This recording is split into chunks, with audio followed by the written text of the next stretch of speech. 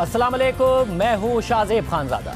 एक तरफ मुल्क की सियासी क़यादत सियासी मामलात में उलझी हुई है, मुल्क को एक शतरंज की बिसात बनाया हुआ है जिसमें एक लीडर अपनी ही सूबाई हुकूमतें गिराकर फतह का ऐलान करता है तो दूसरा लीडर 9 महीने पुराने इस्तीफे कबूल करके अपनी फतह का ऐलान कर देता है। मगर दूसरी तरफ मुल्क के लिए डिफ़ॉल्ट का खतरा बढ़ता जा रहा है और इन सियासी हालात में हुकूमत अहम मुआशी फैसले करने से डर रही है और मुल्क को मजीद खतरे में डाल रही है। हुकूमत मुसलसल मुआशी मसाइल से निकलने के लिए दोस्त ममालिक की तरफ देख रही है और दोस्त ममालिक मार्केट्स और बैनुल-अक़वामी इदारे IMF की तरफ देख रहे हैं। वज़ीर आज़म शहबाज शरीफ ने 12 दिन पहले ऐलान किया था कि IMF का वफ़द 3 दिन में पाकिस्तान आ जाएगा, मगर IMF का वफ़द बांग्लादेश तो चला गया और उनका प्रोग्राम फाइनल भी हो गया, मगर पाकिस्तान आने का कोई नामो निशान नहीं है। पाकिस्तान के सिर्फ $4.25 अरब के ज़र मुबादला के ज़खायर हैं और वो भी दोस्त ममालिक से उधार लिए हुए हैं और दरामदाद और तहसीलात ज़र दोनों गिर रही हैं, जबकि बांग्लादेश के $34 अरब के अपने ज़र मुबादला के ज़खायर हैं। तरसीलात ज़र मुस्तहकम हैं और बरामदाद हर माह नया रिकॉर्ड बना रही हैं। दिसंबर के महीने में भी नया रिकॉर्ड बनाया है और इसके बावजूद बांग्लादेश के IMF से मामला तय पा गए हैं। बांग्लादेशी हुकूमत ने आज इंडस्ट्री, पावर और कमर्शियल सार्फिन के लिए गैस की कीमतों में 179% का इजाफा कर दिया। पिछले साल जून में रिटेल सार्फिन के लिए गैस की कीमतों में 23% का इजाफा किया था। अब से कुछ दिन पहले बांग्लादेशी हुकूमत ने बिजली की कीमतों में 5% का इजाफा कर दिया था। इंटरबैंक और ओपन मार्केट में डॉलर के रेट में फर्क बढ़ा तो बांग्लादेशी हुकूमत ने डॉलर के मुकाबले में बांग्लादेशी टके को गिरने दिया ताकि ये फर्क कम हो सके और तरसीलात ज़र ना गिरें और बरामदाद मुतासिर ना हो। मगर पाकिस्तान में फैसला ही नहीं हो पा रहा है और इस मुश्किल सूरत हाल में आज शहबाज राना की खबर के मुताबिक वर्ल्ड बैंक ने जो इस माली साल के लिए $1.1 अरब का कर्ज मंजूर किया था उसमें अगले माली साल तक के लिए ताखीर कर दी है। हुकूमत को उम्मीद थी कि वर्ल्ड बैंक की $45 करोड़ की एक किस्त इस जनवरी में मिल जाएगी, जिसके बाद मजीद $45 करोड़ का एशियन इंफ्रास्ट्रक्चर बैंक ने अपना कर्जा वर्ल्ड बैंक से कर्जे की मंजूरी से मुंसलिक किया हुआ था। मगर अब वर्ल्ड बैंक की तरफ से ताखीर किए जाने के बाद हुकूमत को इस माली साल में मजीद $1.5 अरब की कमी का सामना है, क्योंकि इस माली साल में 30 से 32 अरब डॉलर्स की बैरूनी अदायगियों की ज़रूरियात पूरी करने के लिए हुकूमत ने $2.9 अरब वर्ल्ड बैंक से मिलने का तखमीना लगाया था। मुत्तहिदा अरब अमारात ने $1 अरब देने का ऐलान किया है और सऊदी अरब ने मजीद $2 अरब देने के लिए जायज़ा लेने का ऐलान किया है, मगर हुकूमत ने अभी तक ये नहीं बताया है कि इन दोनों ममालिक से पैसे किस तारीख तक मिल जाएंगे। आज गवर्नर स्टेट बैंक ने दावा कर दिया कि अगले हफ्ते से पाकिस्तान को डॉलर्स आना शुरू हो जाएंगे। इनफ्लोज को इम्प्रूव करने के लिए गवर्नमेंट के लेवल के ऊपर भी बहुत सारी एफर्ट्स आपको पता जारी हैं और अभी रिसेंटली आपने देखा भी होगा कि काफ़ी सारी अनाउंसमेंट्स भी हुई हैं और हम एक्सपेक्ट कर रहे हैं कि इंशाल्लाह नेक्स्ट वीक से ऑनवर्ड जो है इसमें इनफ्लोज भी आने शुरू हो जाएंगे। तो उसके नतीजे में हमारी जो रिजर्व्स के ऊपर इस वक्त बहुत ज़्यादा प्रेशर जो है, आपको पता है कि हमारे रिजर्व्स इस वक्त जो है वो काफ़ी लो लेवल के ऊपर आ गए, लेकिन इत्मीनान रखें कि इससे ऊपर बस अब हमारे रिजर्व इंशाल्लाह पढ़ने शुरू होंगे और जो पाइपलाइन में चीज़ें हैं वो अभी मटीरियलाइज इंशाल्लाह बहुत जल्द होनी शुरू हो जाएंगी और उससे रिजर्व्स में इजाफा होगा तो हमारी कैपेसिटी टू फैसिलिटेट बिजनेस जो है वो भी इंक्रीज हो जाएगी। मगर ऐसे दावे हुकूमत भी बार बार कर चुकी है। दिसंबर के शुरू में वफाकी वज़ीर ख़जाना इसहाक़ डार ने हमारे प्रोग्राम में दावा किया था कि सऊदी अरब से $3 अरब 2 हफ्तों में आ जाएंगे, वो अभी तक नहीं आए हैं। इस वक्त सबकी नज़रें IMF प्रोग्राम की बहाली पर हैं और IMF की नज़रें हुकूमत पाकिस्तान पर हैं कि वो शराइत पूरी करे तो प्रोग्राम बहाल होगा। रुपया इंटरबैंक में आहिस्ता आहिस्ता गिर रहा है और $228.91 का हो गया है, मगर ओपन मार्केट में इनफॉर्मल रेट $260 से ऊपर है। LCs ना खुलने की वजह से लोकल इंडस्ट्री और एक्सपोर्टर्स दोनों ही परेशान हैं और आज गवर्नर स्टेट बैंक को भी ताजरों की सख्त तनकीद और सवालात का सामना करना पड़ा और अब खदशात है कि आने वाले दिनों में दालों, खाने पीने के तेल, पेट्रोल और डीजल, दवाइयों और दीगर रोज़मर्रा के इस्तेमाल की अशिया की कमी हो सकती है, क्योंकि बैंक्स LCs नहीं खोल रहे हैं। हालांकि वज़ीर ख़जाना इसहाक़ डार बार बार यकीन दहानी करा रहे हैं, जबकि कुछ अशिया की स्मगलिंग भी जारी है, मगर हुकूमत फैसले करने में ताख़ीर कर रही है और मईशत के लिए खतरात बढ़ते जा रहे हैं। IMF की डिमांड्स हैं कि हुकूमत एक्सचेंज रेट में मुदाखलत ना करे और उसे मार्केट पर छोड़ दे, बिजली गैस की कीमतों में इजाफा करे और नुकसानात कम करे, डीजल पर लेवी को $32.5 से बढ़ाकर $50 करे और पेट्रोल और डीजल पर सेल्स टैक्स भी लगाए और टैक्स टारगेट हासिल करने के लिए मजीद टैक्स लगाए।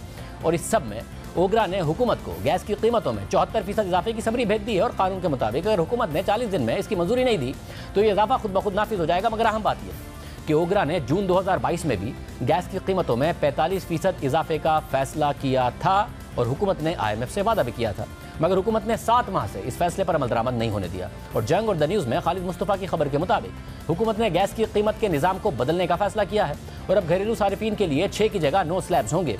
पहले स्लैब की कैटेगरी वाले सारिफीन की कीमतों में कोई इजाफा नहीं होगा, मगर 2 से 3 स्लैब के लिए 25 से 30% इजाफा होगा। तीसरी से चौथी स्लैब के लिए 100%, चौथी से 5वीं स्लैब के लिए 300% इजाफा होगा। जबकि आखिर में 6 से 9 स्लैब्स के सारिफिन को 3,230 रुपए फी MMBTU अदायगी करना होगी। मगर ये वाज़ेह हो कि एक आम सारिफ के लिए LPG सिलेंडर 4,200 रुपए फी MMBTU की बुलंद कीमत पर दस्तयाब है और मुल्क में 2/3 अवाम के पास गैस का कनेक्शन ही नहीं है।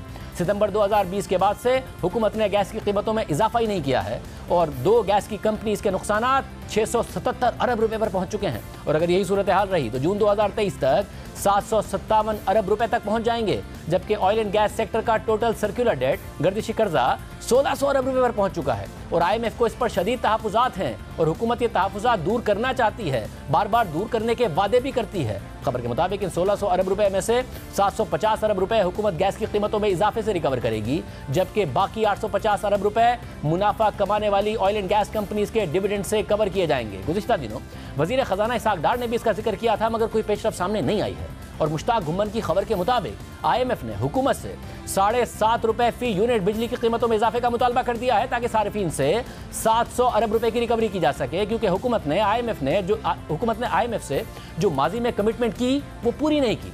हुकूमत ने जुलाई 2022 तक 7 रुपए 91 पैसे फी यूनिट बिजली की कीमतों में इजाफे का वादा किया, मगर सिर्फ जुज़वी तौर पर ही इजाफा किया। फ्यूल प्राइस एडजस्टमेंट को भी सार्फिन को पास ऑन करने के बजाय हुकूमत ताखीर करती रही है। हुकूमत ने IMF से 93.8% बिल्स की रिकवरी का वादा किया, मगर वो भी 90% से कम रही। ट्रांसमिशन और डिस्ट्रीब्यूशन लॉसेस भी 15.83% करने का वादा किया, मगर वो भी 17% से ऊपर रहे।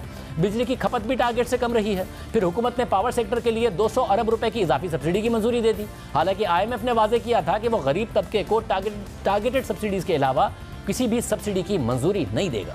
गुज़िश्ता दिनों साबिक वज़ीर ख़जाना डॉक्टर हफीज़ पाशा ने अपने आर्टिकल में लिखा था कि अगर हुकूमत ने IMF की शराइत मान ली तो महंगाई जो पहले 25% है वो 10% बढ़कर 35% हो जाएगी। मगर अगर IMF प्रोग्राम बहाल ना हुआ और पाकिस्तान ने डिफ़ॉल्ट किया तो महंगाई 50% से भी ऊपर चली जाएगी और ज़रूरी अशिया की कमी अलग पैदा हो जाएगी, जैसा कि डिफ़ॉल्ट करने के बाद श्रीलंका में हुआ और महंगाई 60% से ऊपर पहुंच चुकी है। और तशवीश की बात यह है कि श्रीलंका में भी डिफ़ॉल्ट से पहले यही बहस जारी थी जो पाकिस्तान में हो रही है। IMF से मुज़ाकरात की बातें हो रही थी, मगर वहाँ की हुकूमत भी शराइत मानने के लिए तैयार नहीं थी। पाकिस्तान की तरह श्रीलंका का तिजारती खसारा 3 अरब डॉलर्स पर पहुंच चुका था। ज़र मुबादला के ज़खायर तेज़ी से गिर रहे थे और आज़ादी के बाद श्रीलंका 74 सालों में 16 दफ़ा IMF के प्रोग्राम में जा चुका है, यानी पाकिस्तान जैसी ही कहानी है। मगर श्रीलंका की हुकूमत खसारे कम करने के बजाय टैक्स में कटौती करके अवाम में मकबूल होने के इकदाम कर रही थी। श्रीलंका और दुनिया के मुआशी तज्जियाकार कह रहे थे कि श्रीलंका को फौरी तौर पर सख्त इकदाम करने की ज़रूरत है, IMF प्रोग्राम की ज़रूरत है। मगर श्रीलंकन हुकूमत को उम्मीद थी कि दोस्त ममालिक उसे डिफ़ॉल्ट नहीं होने देंगे।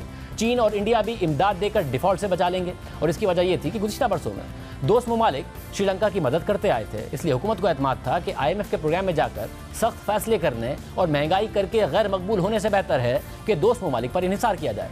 मगर कोरोना के बाद टूरिज्म मुतासिर होने और चाय की फसल मुतासिर होने के बाद श्रीलंका के मसाइल मुसलसल बढ़ते चले गए और ज़र मुबादला के ज़खायर मुसलसल गिरते चले गए। रेटिंग्स डाउनग्रेड होती चली गई, बैनुल-अक़वामी मार्केट से मजीद कर्ज लेने के इम्कानात ख़त्म होते चले गए, दरामदात पर पाबंदियाँ लगाई गई, मुल्क में डॉलर्स का इनखला रोकने के लिए उसे कंट्रोल किया गया, डॉलर की कदर को कंट्रोल करने की कोशिश की गई। मगर पाकिस्तान की तरह इंटरबैंक और ओपन मार्केट का फ़र्क बढ़ता चला गया, ब्लैक मार्केट में डॉलर महंगा होता चला गया, तरसीलात ज़र गिरती चली गई क्योंकि लोग ऑफिशियल चैनल्स के बजाय हुंडी हवाले से पैसे भेजने लगे। दोस्त ममालिक की मजीद इमदाद नहीं आई और श्रीलंका के ज़र मुबादला के ज़खायर ख़त्म हो गए और मुल्क बैरूनी अदायगियों पर डिफ़ॉल्ट कर गया। और श्रीलंका के स्टेट बैंक के गवर्नर और हुकूमत दोनों ने बाद में माना कि हुकूमत को बहुत पहले IMF की शराइत मानकर उसके प्रोग्राम में चले जाना चाहिए था।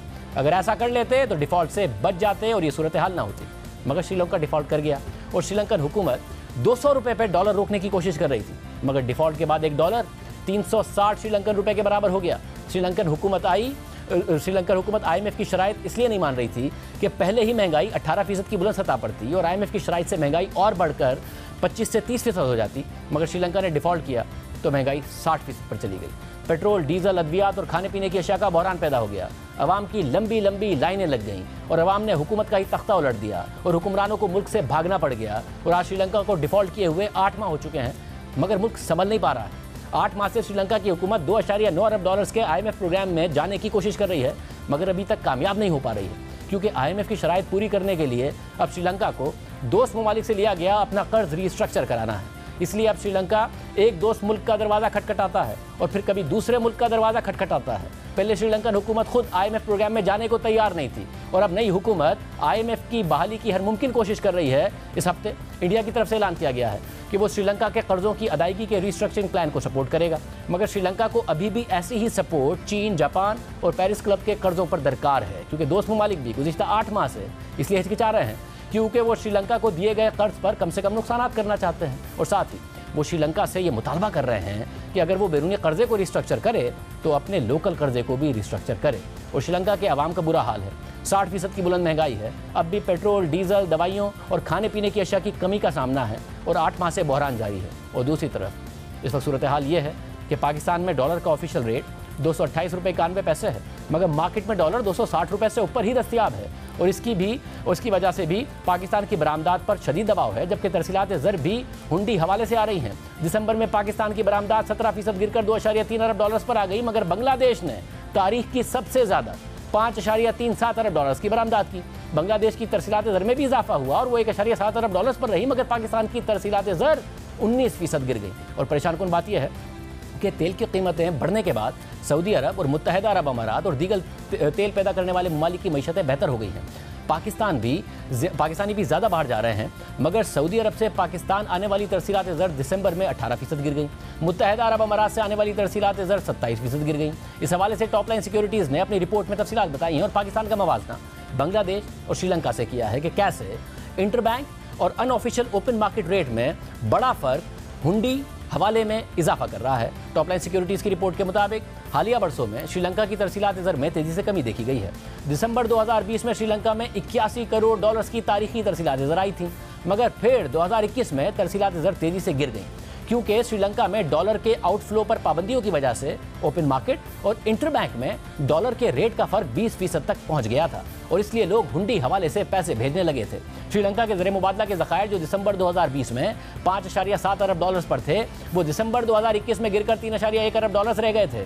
ओपन मार्केट और इंटरबैंक रेट में फ़र्क बढ़ता चला गया और तरसीलात ज़र जो दिसंबर 2020 में 81 करोड़ डॉलर्स माहाना पर चली गई थी, वो एक साल बाद दिसंबर 2021 में गिरकर 32 करोड़ डॉलर्स पर आ गई और फिर फरवरी 2022 में मजीद गिरकर सिर्फ 20 करोड़ डॉलर्स रह गई। मगर श्रीलंकन हुकूमत ने करेंसी को डीवैल्यू होने दिया, ना ही IMF प्रोग्राम में गई और फिर श्रीलंका ने डिफॉल्ट कर दिया।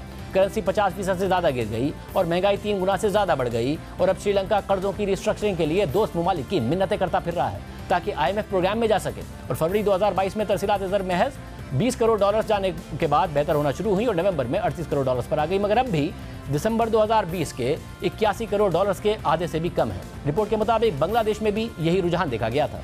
मई 2021 के बाद बांग्लादेश की भी तरसीलात ज़र गिरना शुरू हो गई और मई 2021 में 2.2 अरब डॉलर्स की सतह से गिरकर फरवरी 2022 में 1.49 अरब डॉलर्स पर आ गई।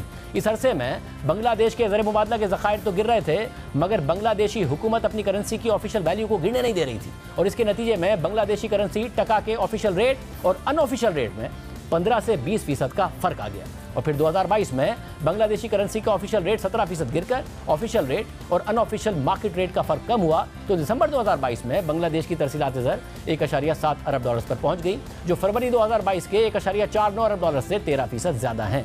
बांग्लादेश ने 4.5 अरब डॉलर्स के IMF प्रोग्राम पर इत्तफाक किया है। हालांकि बांग्लादेश के ज़र मुबादला के ज़खायर 34 अरब डॉलर्स हैं, मगर 2022 में तिजारती खसारे के बाइस ये ज़खायर 42 अरब डॉलर से गिरकर 34 अरब डॉलर्स हुए और पहले ही बांग्लादेश ने IMF की शराइत पूरी करने के लिए करेंसी और पेट्रोल डीजल की कीमतों को एडजस्ट कर लिया, मगर पाकिस्तान में सिर्फ 4.25 अरब डॉलर्स के ज़र मुबादला के ज़खायर हैं और वो भी दोस्त ममालिक के हैं। मगर हम सोच रहे हैं कि हम IMF की शराइत माने या ना माने।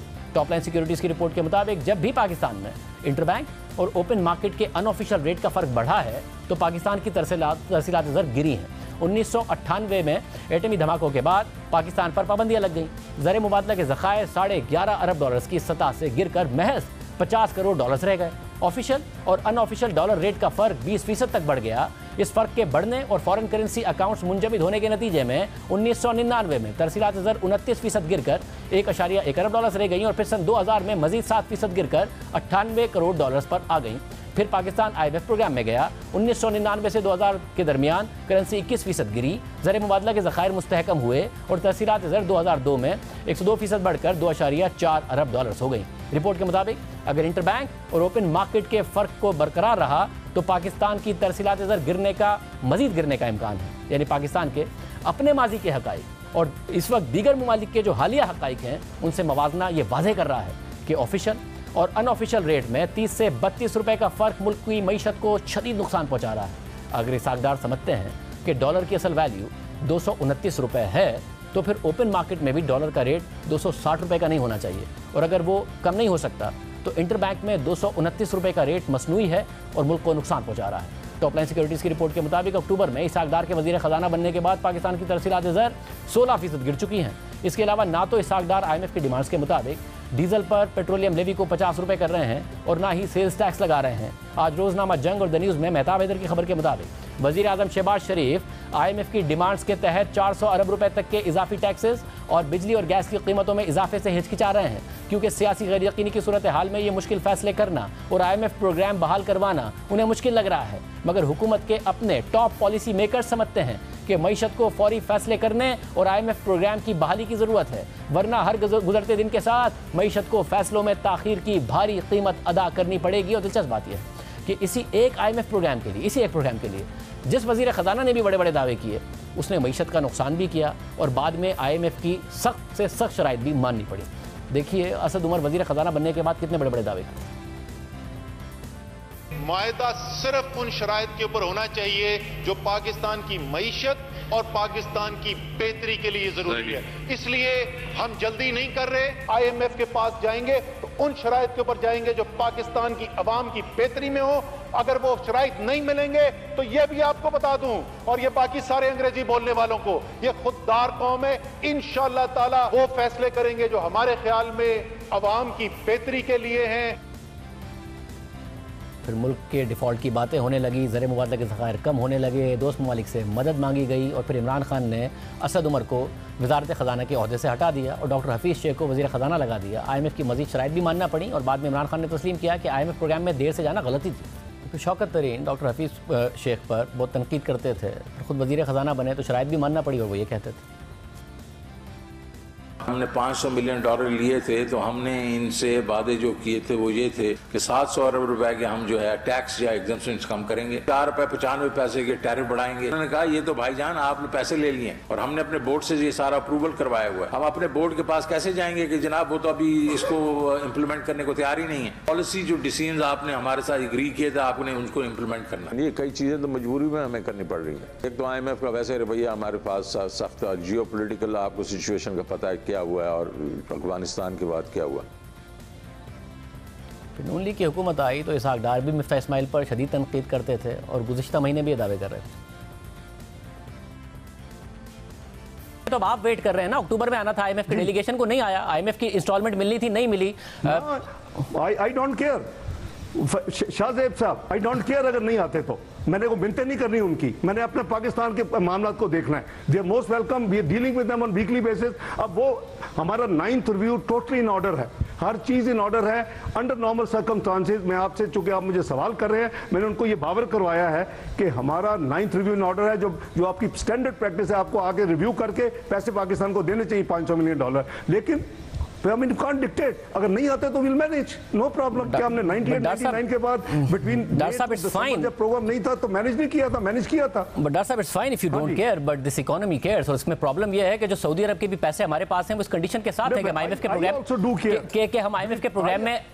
प्रोग्राम में रहेंगे, इस कंडीशन के साथ है। दो मल्टीलैटरल इंस्टीट्यूशंस हैं, वो भी आपको पैसे उसी वक्त देंगे, बड़े इंस्टीट्यूशन, जब आप IMF के प्रोग्राम में होंगे। तो IMF के $1 अरब का मसला नहीं है, फिर पैसे कैसे अरेंज होंगे, इन रिजर्व के साथ कैसे चलेंगे आगे?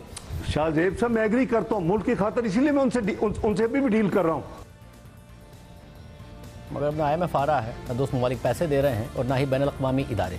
मुल्क के वज़ीर आज़म खुद IMF के सरबराह को फ़ोन कर रहे हैं मगर मामला तय नहीं पा रहे हैं और IMF मुतालबा कर रहा है कि पहले शराइत पूरी करो, मगर हुकूमत फैसले नहीं कर पा रही है। हालांकि इमरान खान भी कह रहे हैं कि IMF प्रोग्राम बहाल ना हुआ और मुश्किल फैसले ना किए तो मुल्क डिफ़ॉल्ट कर जाएगा। मैं आपको सिर्फ ये कहना चाहता हूँ कि मुश्किलात आएंगी। अब तैयारी कर ले मेरी कौम के, महंगाई आने वाली है। एक अभी जो महंगाई है इससे ज़्यादा महंगाई आने वाली है, क्योंकि हमारे पास कोई अब दूसरा रास्ता नहीं है IMF के प्रोग्राम के बगैर। अगर हम IMF का प्रोग्राम में नहीं जाते तो हम डिफ़ॉल्ट कर जाएंगे, जिससे और ज़्यादा मज़ीद मुश्किलात होंगी जो कि हम इस प्रोग्राम में जब जाएंगे तो हमारे पास आएंगी। सारी सूरत हाल है, मगर मुल्क की सियासी क़यादत सियासी चालों में लगी है।